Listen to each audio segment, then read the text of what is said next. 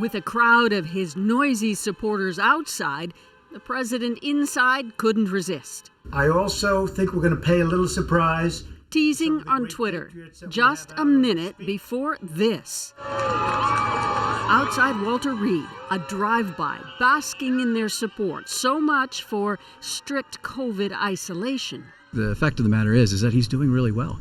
That's what Trump's doctors want to convey, but Trump has been more ill than they let on, twice requiring oxygen.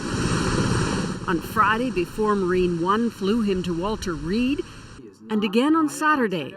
But then his doctor refused to confirm. Yesterday and today, he was not on oxygen. So he has not been on it during his COVID treatment?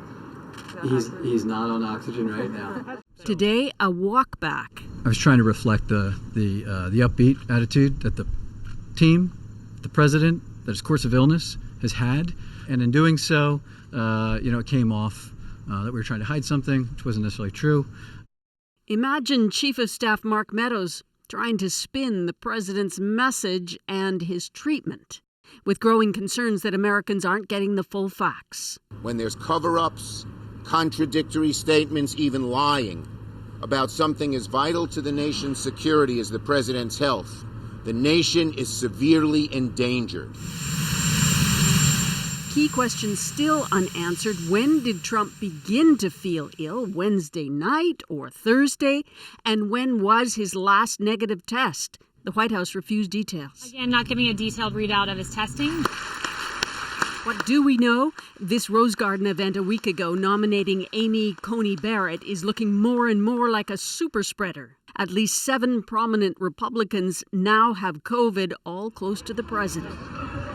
And, like today's crowd, few masks, just faith. And Susan, as you pointed out, one of the unanswered questions, when did Trump begin getting symptoms? And the answer would be important to a lot of people. Yeah, I mean, it's critical to walk back that timeline for contact tracing. Doctors say that his disease progressed so fast from his Thursday positive test, it means that he was ill well before. And you're contagious with COVID in the days before. So how many days and who was in the president's orbit during that time? A lot of attention on that Rose Garden, but what about the thousands at the rally in Minnesota and the donors who came to his golf club on Thursday? And what about the other meetings on the White House, in the White House and on the grounds? The White House has so far not revealed a lot of those answers, and people say they haven't been contacted by the White House regarding contact tracing. It's another example of a uncoordinated and unclear response here. Susan Ormiston in Washington tonight. Thanks. So was this scene from last Saturday a super spreading event? Up close, many unmasked, it's unclear.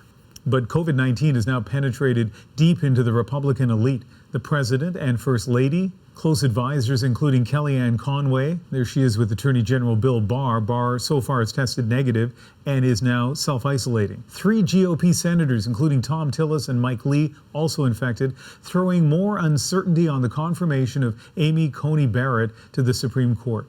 Barrett herself caught COVID in the summer and may be resistant. Former New Jersey Governor Chris Christie checked himself into the hospital with COVID. He was helping with Trump's campaign. And the campaign's manager, Bill Stepien, is also sick, along with the Republican Party chair, Ronna McDaniel. 30 days from an election, all of this unprecedented.